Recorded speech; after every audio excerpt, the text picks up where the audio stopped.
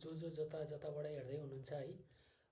आज मैले के गर्न खोजेको भने मैले प्र्याक्टिस गर्ने डेली प्र्याक्टिस गर्ने टेक्निकहरू त्यो चाहिँ एकचोटि सेयर गरौँ भनेर दिनदिनै प्र्याक्टिस गर्दाखेरि के गर्छु भन्दा फर्स्टमा मैले गर्ने भनेको कर्ड चेन्जिङ।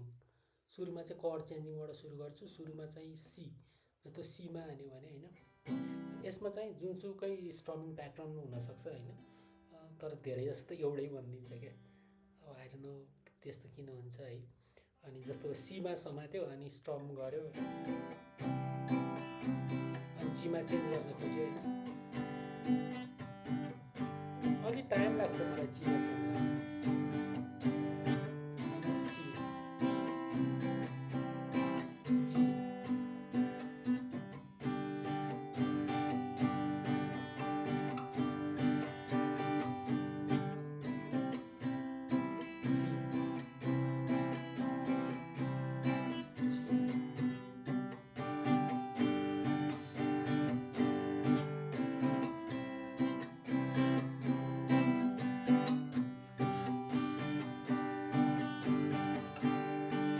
यो गर्छु। यो अहिले धेरै भयो यो सीदेखि जी चेन्ज गर्न लागेको, जीदेखि सी, सीदेखि जी लगभग 4-5 दिन भयो। तर यस्तो फ्लुएन्ट के भन्छ स्मुथली सिफ्ट भइरहेको छैन है। त्यो चाहिँ प्र्याक्टिस गर्छु। एउटा चाहिँ फर्स्टमा कर्ड चेन्ज गर्छु अनि त्यसपछि मैले गर्ने भनेको कर्ड चेन्जपछि यो 5th फ्रेटमा यो गरेर फिङ्गर इन्डिपेन्डेन्स एक्सर्साइज के यो खाले यस्तो खाले गर्छु। यो लगभग 20 चोटि। अनि यिनीहरूलाई यो र यसलाई चाहिँ खासै गर्दिनँ। यो रिङ फिङ्गरलाई चाहिँ अलिक बढी फोकस गर्छु होइन, किनभने यो राम्रोसित उठ्दैन क्या। यो रिङ फिङ्गर र यो कान्छी औँला यिनीहरू दुईजनालाई चाहिँ अलिकति बढी गर्छु होइन। लगभग बिहान 20 चोटि बेलुका 20 चोटि चाहिँ हुन्छ मेरो फिङ्गर इन्डिपेन्डेन्समा, त्यो हुन्छ होइन। अनि यस्तो खाले फिङ्गर इन्डिपेन्डेन्स भइसकेपछि सुरुमा चाहिँ कर्ड चेन्जिङ अनि फिङ्गर इन्डिपेन्डेन्स, अनि त्यसपछि मैले के गर्छु भने ए माइनर पेन्टाटोनिकमा गर्थेँ अलिकति पहिले। अनि 2-3 दिन भयो मैले यो यतातिरको यहाँबाट अलिकति यो फ्रेटहरू ठुलो हुन्छ नि यतातिर, त्यसबाट गर्न लागेको छु। पेन्टाटोनिक भनेको यो चाहिँ ई माइनरको पेन्टाटोनिक हुन्छ होला होइन, ई माइनर पेन्टाटोनिक गर्न लागेको छु। किनभने यो सेपरेसन अलिकति धेरै हुन्छ नि त्यो भएर।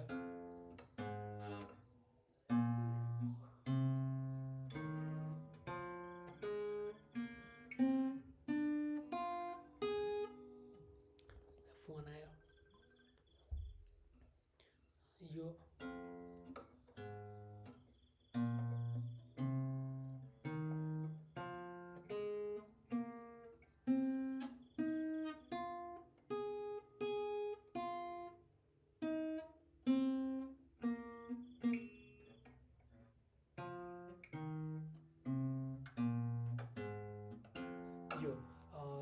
ई माइनर पेन्टाटोनिक गर्छु। अनि त्यसपछि मैले गर्ने भनेको ऱ्यान्डम नोटहरू प्ले गर्छु के, ऱ्यान्डम नोटहरू प्ले गर्छु। अनि त्यो स्लाइडिङहरू पनि हुन्छ होइन, जस्तो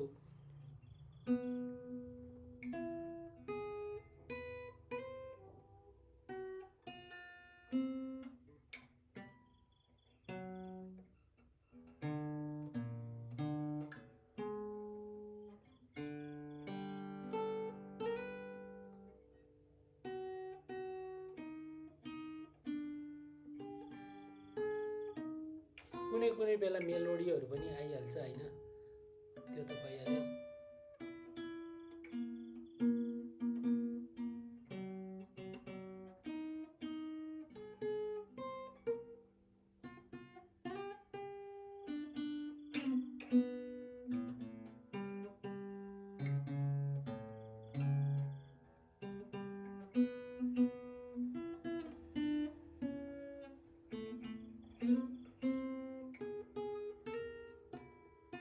यस्तो ऱ्यान्डम नोटहरू प्ले गर्ने, त्यो गर्छु। अनि त्यो गरिसकेपछि मैले गर्ने भनेको ह्यामर अन र पुल अपको एक्सर्साइज।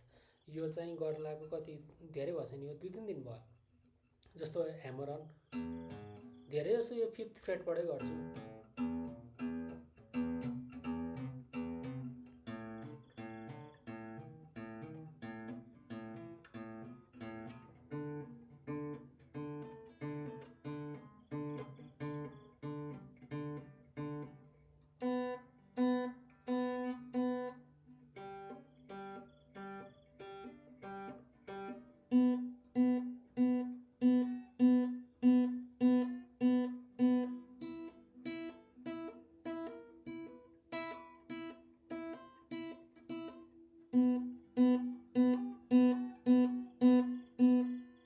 यो ह्यामर अन भयो। पुल अप चाहिँ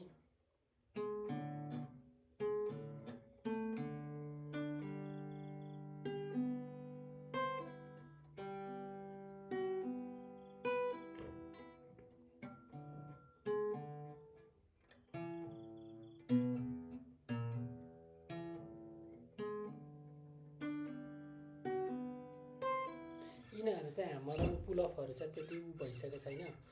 ह्यामर अन पुल अप गऱ्यो होइन। अनि जस्तो अब कहिले कहिले कुनै कुनै त्यो ह्याप्पी बर्थडे त्यो चाहिँ त्यत्तिकै जस्ट अब त्यो आइहाल्छ होइन।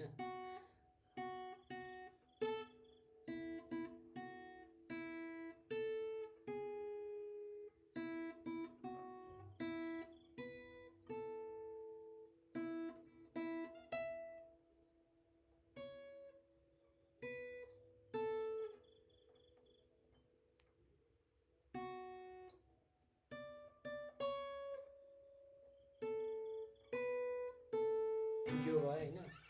अनि यो गरिसकेपछि मैले कुनै स्पेसिफिक त्यस्तो गीतहरू त बजाउँदिनँ, किनभने मलाई आउँदैन। अनि फेरि त्यही कर्डहरू गर्छु।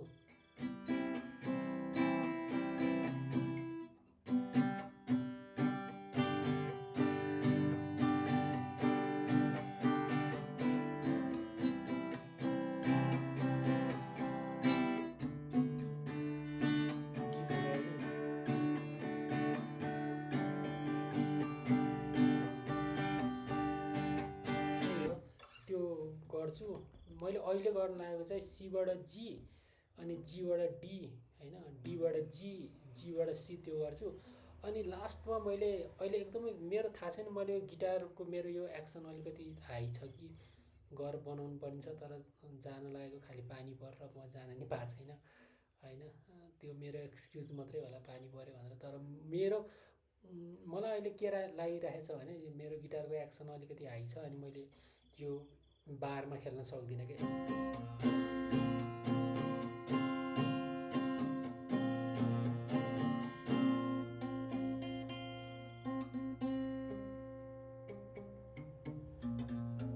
मेरो यो बार बज्दैन कि, यो बार बज्दैन। अनि बारमा पनि यस्तो खेल्ने कोसिस गर्छु तर मलाई आउँदैन अनि मैले छोडिदिन्छु। यही हो मेरो लगभग आधी घन्टा जस्तो प्र्याक्टिस लेसन भनेको यति नै हो। कर्ड सिफ्टिङ होइन, अनि त्यसपछि ऱ्यान्डम नोट प्लेइङ, अनि पेन्टाटोनिक ई माइनरमा ए माइनरमा त्यस्तो गर्छु। अनि त्यसपछि ह्यामर अन पुल अपहरू। अनि अरू त अब त्यही हो। अरू अब स्लाइडिङहरू त अब त्यो ऱ्यान्डम नोटहरूमा प्ले गर्दाखेरि आइहाल्छ होइन। अनि भाइब्रेटोहरू मैले गरेको छैन अहिले। एकोस्टिक हो, एकोस्टिकमा नि भाइब्रेटोहरू त हुन्छ, तर मैले त्यो भाइब्रेटो चाहिँ गरेको छैन। अहिले पछि त्यो प्र्याक्टिस गर्छु भनेर त्यो त्यत्तिकै राखिरहेको छु। अनि अरू त अरू यस्तै हो, यति नै गरिरहेको छु। अनि यही सेयर गरौँ भनेर त्यो भिडियो बनाएको। Okay, thank you. अर्कोचोटि भेट गरौँ फेरि।